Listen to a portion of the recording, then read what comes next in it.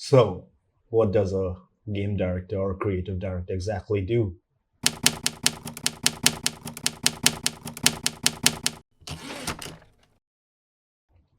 If you think about it, you would think they define the creative vision, they figure out how the best game or the best product is made.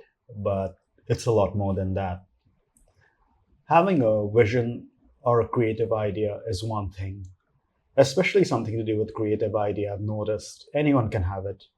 Anyone can say that they are a creative visionary.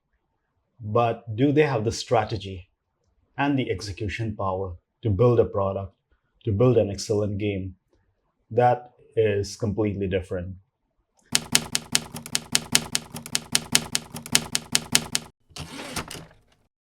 As a creative director, I have to handle multiple things, starting with the team.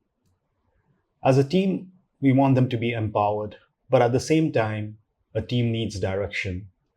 You need to define the goals, you need to define the big picture, but you also need to go into the smaller details. Something that I think in the last few years has been missing is the concept of attention to details, whether it's in pitch documents or in creative briefs. We all want to create the best, the most amazing thing, but how do we execute this? Especially, how do we execute this when your resources are limited? Well, as a creative director, you need to hire the right people. Hiring is extremely important. You don't just hire for passion, although LinkedIn will tell you that you only hire for passion. You have to hire for skills. Passion is not of much use to me if my engineers, my artists, my developers, they don't have the basic skills and concepts really figured out.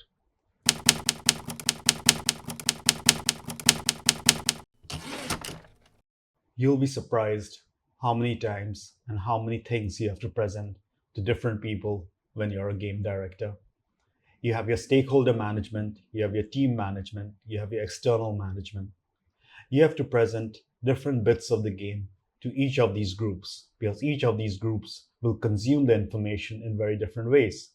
For example, your stakeholders are looking forward to whether this game or this product you're making is going to make more profit for the company. In some cases, they are looking for innovation. What is it that we are bringing to the market? Your direct team that's reporting to you is looking for very detail oriented feedback that's going to help them go through their day to day task or even their week to week task.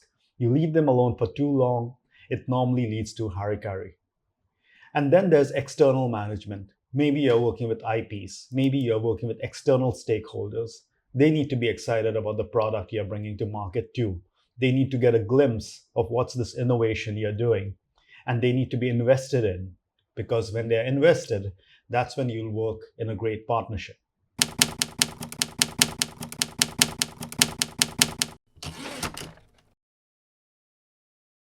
One of the big things as a game director or a creative director you have to look at is keeping the team honest. Everyone wants to make a great game, a great movie. But if we are not honest with ourselves, that can often lead to disaster.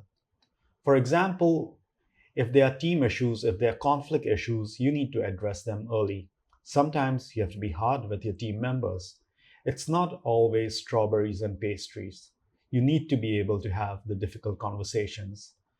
I think we have built a world where we think creative work is only about chaos or only about getting along.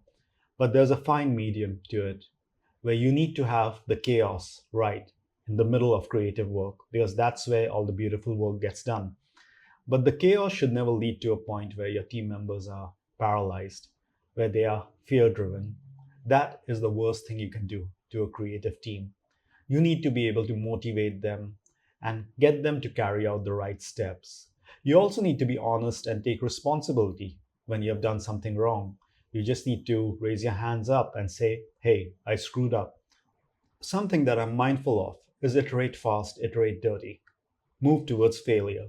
This will help me iterate quicker. This helps the team understand the needs of the game or the product better.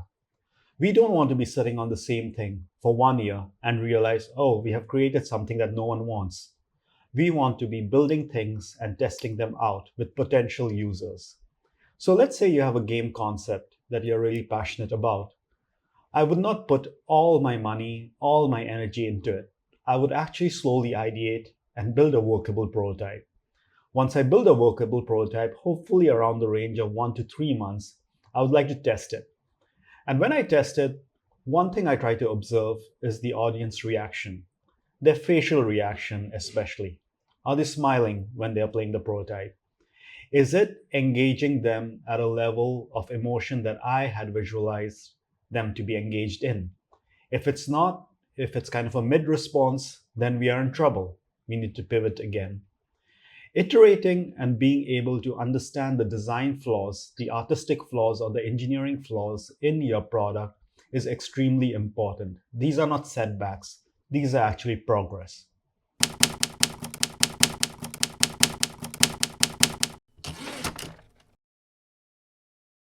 One of my biggest advice for you would be learn how to say no. Learn how to be comfortable in silences. It's very important that you say yes to the right things and you say no to the wrong things too. Because if that direction becomes everyone's baby, if everyone in the team, if all your stakeholders start directing the product, there'll be too many cooks in the kitchen, and that will usually be a disaster.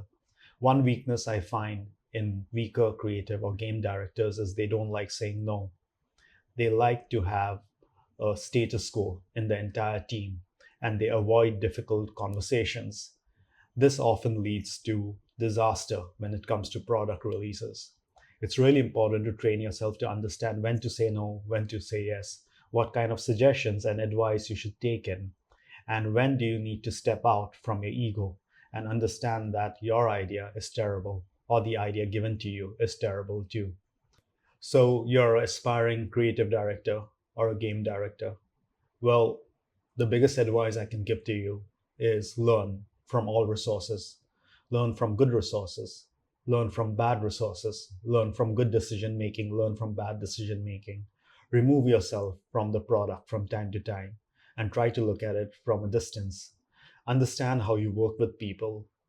Direction is not about dictatorship. It's about building a team up. It's about going towards a goal together. It's also about rolling with the punches. If you do not like the concept of abstraction, the concept of not knowing where you're going, it's going to be very hard to be a creative or a game director. So thanks for listening to this. And if you can consider subscribing, that would help me out a lot. I hope to post at least some content every 2 weeks related to different fields in games and emerging technology. And I really hope it helps you in one way or the other. Until next time, see ya.